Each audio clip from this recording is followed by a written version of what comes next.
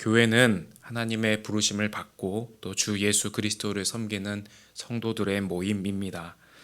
그래서 교회 안에는 다양한 구성원들이 있습니다. 디도서 2장에서 사도 바울은 그레데 섬에 남아 교회 공동체를 세우고 있는 이 디도에게 교회 안에 있는 다양한 구성원들을 어떻게 목양해야 할지를 여러 구체적인 교훈으로 가르치고 있습니다.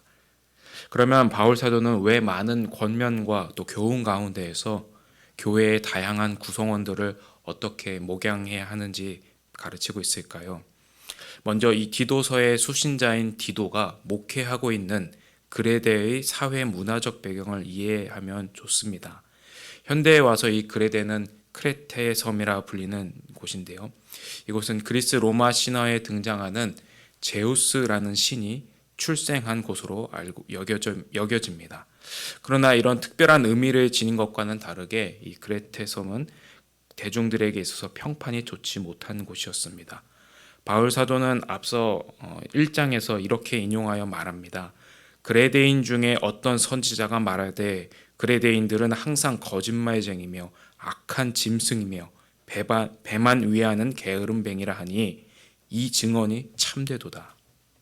사도 바울이 이 말을 인용하고 있는 이유가 지역 감정을 유발하는 그런 것이 아닙니다. 현재 이 크레테 섬은 이런 악한 문화에 교회 구성원들이 그대로 노출되어 있기 때문에 이런 영적인 공격과 도전들로부터 교회와 또 성도들을 지켜야 하는 문제가 디도가 직면한 문제입니다. 그래서 디도에게 구체적으로 무엇에 힘써야 하는지를 가르칩니다. 오늘 말씀에 보면은 디도서 2장에서 바울 사도는 꽤 긴 호흡을 가지고 말합니다.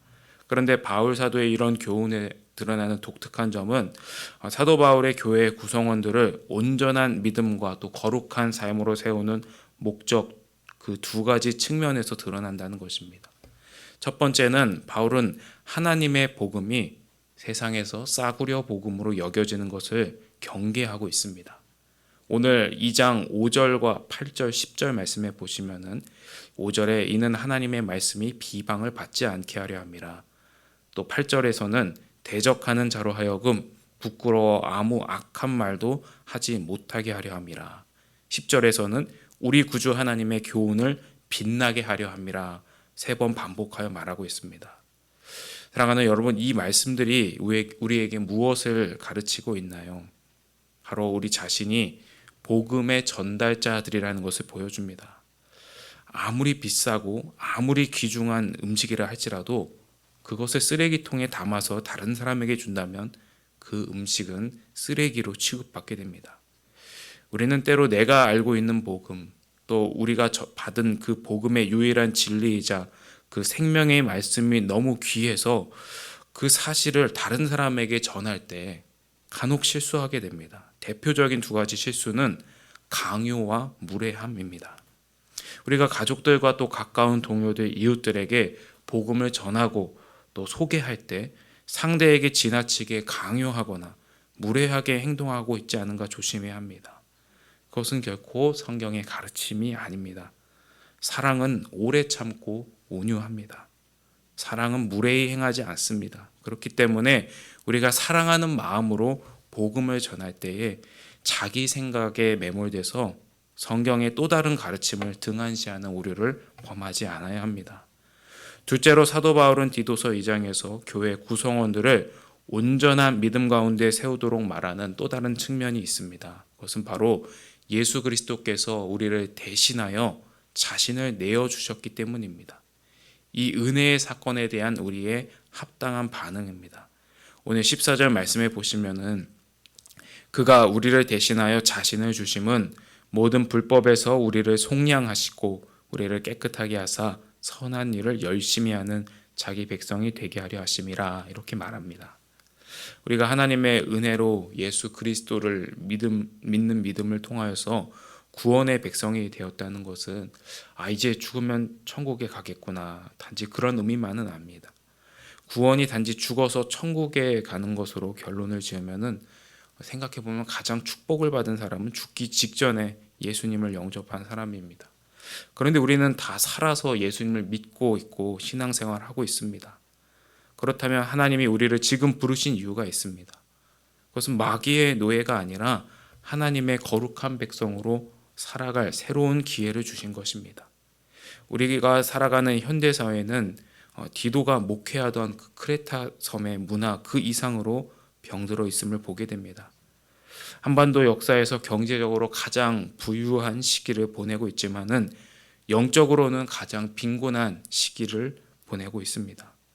교회들마저 그리스도인마저 복음에 합당하게 살지 못해서 믿지 않는 사람들에게 하나님의 말씀이 비웃음을 당하고 외면받습니다.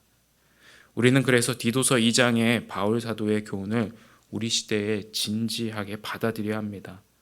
단지 복음을 머리로만 이해하는 것이 아니라 우리의 구체적인 삶 속에서 예수 믿는 사람의 품격을 나타낼 수 있어야 합니다.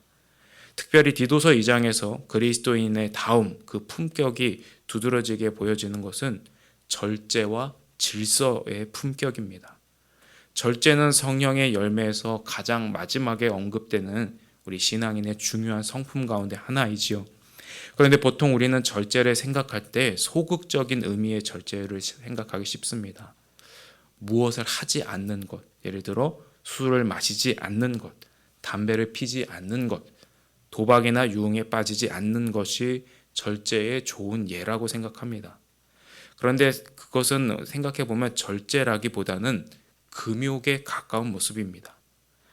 성경이 말하는 절제는 금욕이 아닙니다. 성경이 말하는 절제는 그리스도 안에서 성령의 다스림을 받는 삶입니다.